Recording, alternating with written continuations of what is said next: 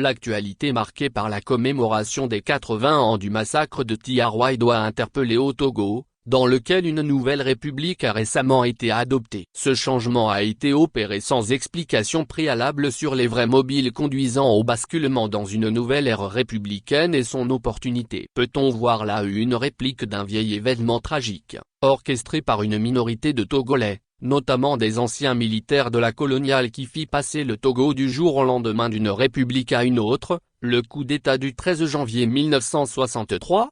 On pourrait répondre par l'affirmative, car les vraies causes du coup semblent bien différentes des raisons que le comité militaire insurrectionnel, constitué précipitamment alors, avait présentées au monde entier. L'un des sujets majeurs qui opposait les mutins au pouvoir d'antan, notamment à Sylvanus Olympio, était leur intégration dans une armée togolaise, car ils étaient pour la plupart sans emploi. Aussi, n'avaient-ils pas encore perçu leur solde de la France depuis leur démobilisation? Le gel des pensions des anciens militaires africains était un sujet de crispation. Il touchait de même ceux des anciens militaires qui étaient engagés, sur concours, dans les forces militaires du Togo, compagnies d'infanterie, garde togolaise, gendarmerie, y compris la sûreté nationale qui était petite et non armée alors. Ces derniers étaient pour la plupart instruits, contrairement à ceux qui étaient au chômage. Ce mécontentement des militaires est un facteur important à prendre en compte dans toute recherche des mobiles de leur action. Or, le mécontentement lié au non-paiement de soldes et par ricochet la peur d'une vie de misère pour ces militaires qui s'imaginaient en mettre dans leur pays à leur retour avait déjà été la cause de la révolte des anciens tirailleurs de Tiaroy. Ces derniers,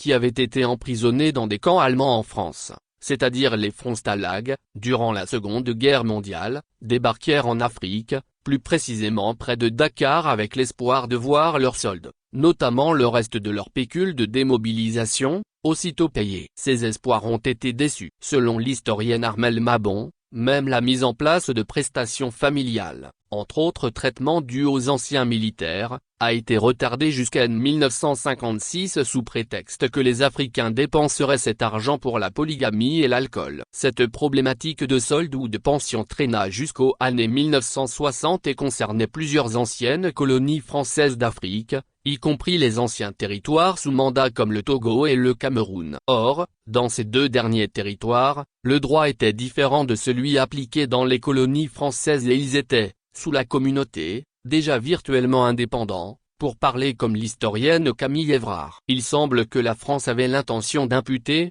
par des manœuvres, le paiement à des jeunes États comme le Togo, surtout pour les vétérans de la guerre d'Algérie. De Tiaroy à Lomé, le mécontentement des anciens militaires face au non-paiement de soldes. Au Togo, le hasard des paiements de dédommagement ouest-allemand, qui reçurent tout l'appui du président Olympio, semble avoir joué un rôle dans la révolte des anciens militaires. La question de paiement concernait aussi le Cameroun. Cette question, qui, au début, ne touchait que les anciens membres de la force de police allemande, c'est-à-dire des soldats, avant d'être ensuite élargie à tous les employés civils, avait été évoquée depuis la visite de Gengis Khan, le président du Bundestag, au Togo en août 1960. Le paiement, environ 60 000 FCFA par personne, qui touchait en fin d'opération un millier d'anciens serviteurs du Reich au Togo, débuta le 3 janvier 1963. Jusqu'alors le président Olympio refusa d'accéder aux diverses revendications des anciens militaires de la coloniale, qui étaient revenus au Togo entre février et juillet 1962. Il se refusa aussi d'accepter la proposition française d'intégration des anciens militaires dans une armée togolaise. Cela aurait pu soulager le fardeau des pensions à la France. Cette dernière ne les avait pas payées jusqu'alors. Pour le président Olympio, les dépenses militaires étaient un luxe pour le Togo, un petit pays d'Afrique. Le développement économique était prioritaire à ses yeux. Il n'hésitait donc pas à couper dans les dépenses prévues pour les forces militaires, afin d'avoir un budget équilibré. À environ une semaine du coup d'État, la comparaison avec le traitement des anciens soldats togolais par l'ARFA a sans doute augmenté la colère de ces militaires revendicateurs, semble-t-il irrités par l'attitude du président. Un rapport d'antan nota que le président pouvait se montrer extrêmement dur envers ses subordonnés, surtout ceux qui sont moins intelligents. Ses relations personnelles avec ses subordonnés laissaient souvent des cicatrices de ressentiment. Une délégation conduite par le major Clébé Dadjo et le lieutenant Jamassila qui discuta avec lui au sujet du traitement des militaires, le mercredi 9 janvier 1963, rapporta d'ailleurs des remarques assez dures du président. Des renseignements recueillis par l'ambassadeur américain, Lombé Poulada, témoin oculaire de la mort du président Olympio, donnent à croire que la France s'était empressée pour payer certains anciens militaires, c'est-à-dire un petit groupe, avant le coup. Cela expliquerait la distribution d'argent imputée à l'adjudant-chef Emmanuel Bodjolé alors. Certains pensent qu'il avait reçu de l'argent du Ghana. Même si certains indices pointent vers cette probabilité, il n'est pas clair s'il en avait reçu ou pas, en marge de l'opération française évoquée. Du reste, des témoignages font savoir que la France paya certains éléments d'arriérés, de salaire, 2 semaines après le coup. Cela montre qu'elle y fut contrainte par l'action ouest-allemande et surtout par le soulèvement des anciens militaires revendicateurs, rejoints entre-temps par des membres des forces régulières. Ce bref exposé montre à quel point il est important de commanditer un rapport officiel pour informer l'opinion publique et internationale sur les contours de l'assassinat du premier président togolais et le renversement de la Première République. Pourquoi commanditer un rapport officiel? Quelques propositions non exhaustives. Un rapport officiel permettra d'éclaircir plusieurs zones d'ombre en lien avec le renversement de l'ordre constitutionnel et de renforcer la crédibilité de certains États amis du Togo, comme la France. On comprendrait par exemple la raison pour laquelle les anciens militaires étaient des visiteurs réguliers de l'ambassade de France à Lomé. Au-delà de toute suspicion, il est probable que les derniers se rendaient à l'ambassade pour s'enquérir de leurs soldats à la pairie.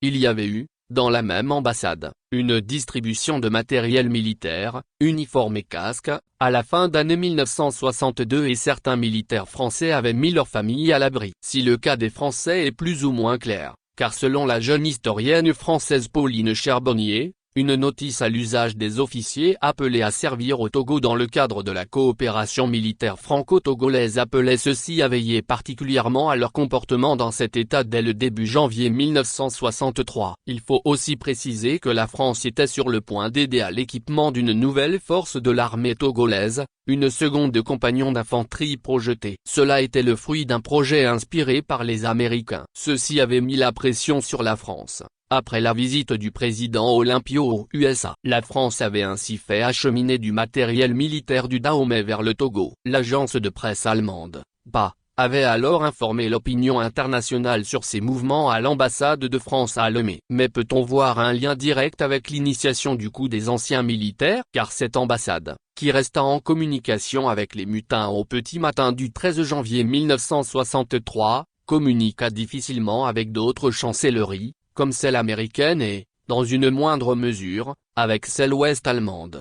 Il est nécessaire tant du côté de la France que du Togo d'aller vers un éclaircissement officiel des circonstances de la mort du premier président du pays et du renversement de son gouvernement, parachevant la fin de la Première République. Cela profiterait aussi à l'Allemagne, car à l'annonce du coup, le président fédéral Heinrich Lübke se décida de bien venger son ami défunt. Ainsi, lorsqu'il vint au Togo en mars 1966, il fit bander sa main pour éviter de saluer Étienne Eyadema, le militaire qui réclama être l'auteur du coup, pourtant placé derrière le président Grunitzky par le protocole d'État togolais. La main bandée de Lübke fit la une de plusieurs journaux à l'époque, mais surtout car le coup serait lié à un projet d'aide ouest-allemande d'envergure sous-régionale, au point où Peteholz, un ancien ambassadeur de l'ARFA au Togo, affirma: dans les événements du changement de pouvoir à cette époque, l'affinité moins française qu'allemande du président Olympio a joué en sa défaveur. Le projet n'était pas bien vu par la France,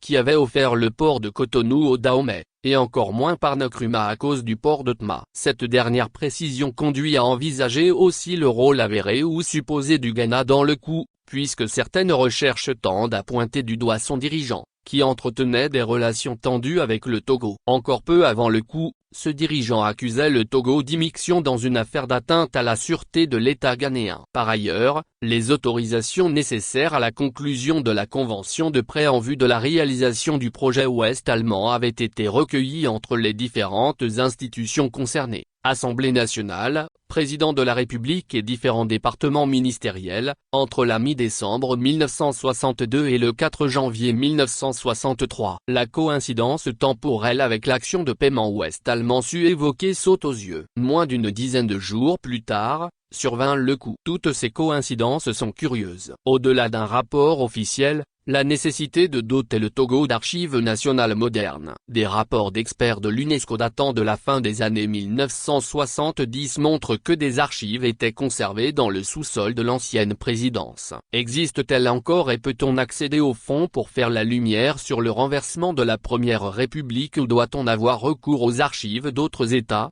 comme la France, l'Allemagne, les USA?